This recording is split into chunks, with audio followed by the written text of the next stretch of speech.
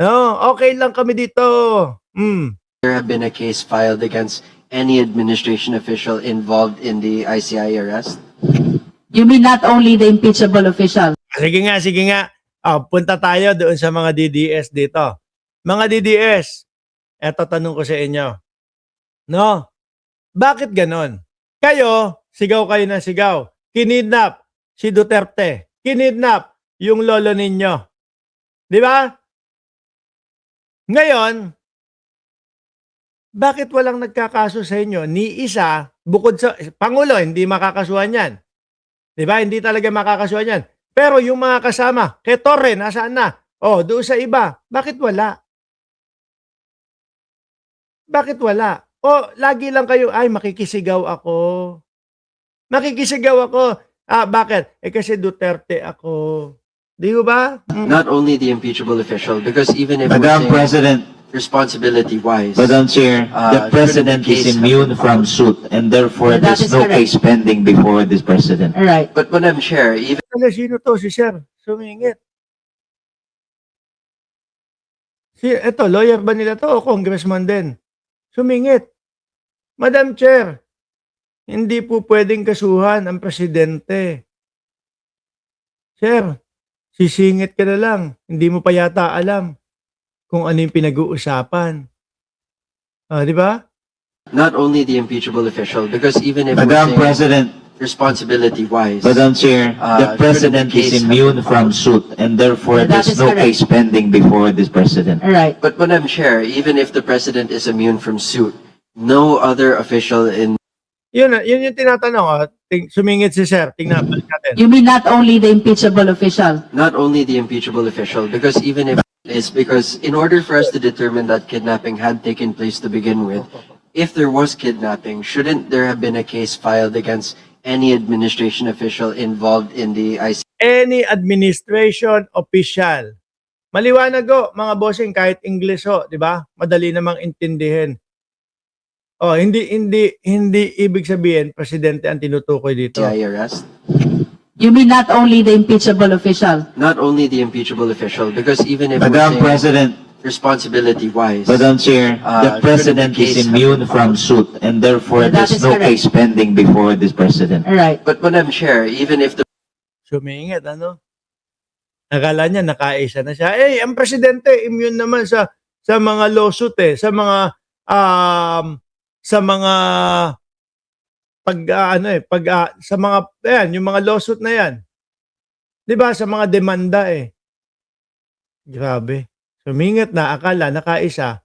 Yung pala mali naman pala yung pagsingit. President is immune from suit, no other official in the administration has a case pending regarding kidnapping. Okay. Am I correct? To complete the question of the Honorable Po, he's asking if you're aware of any case filed against any government official in relation to the alleged kidnapping and arrest of the former president. Honorable Nisay?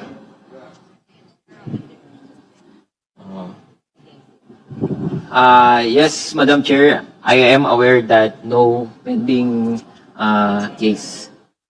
He is aware that no cases were filed against any government official.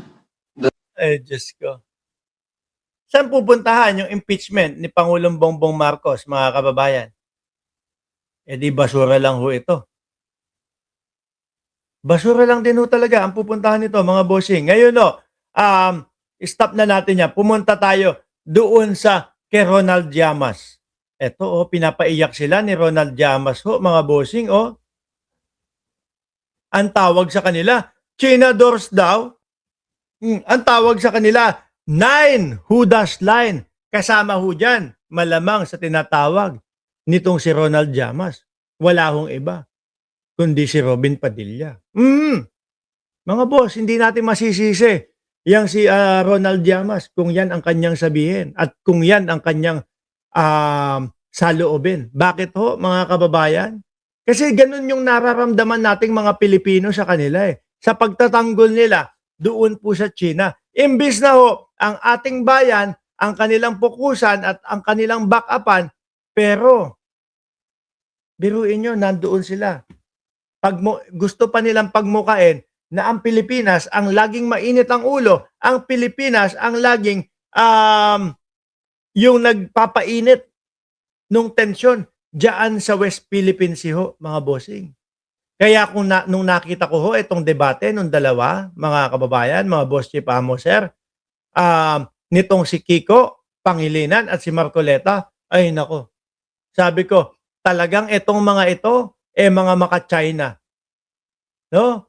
Kaya ho, yung mga kakamping, yung mga tawag nating mga dilawan dati, sinusuportahan si Pangulong Bongbong Marcos. Bakit to? Kasi nakita nila yung tunay na pagtindig ng presidente natin para sa ating bansa, hindi para sa China. O, panoorin. Is ours. Now, is the gentleman saying, again, I don't see the point. We were awarded by the arbitral tribunal. It is Correct. Doon pa lang po eh. Doon pa lang ho mga kababayan, tapos na ang usapan eh.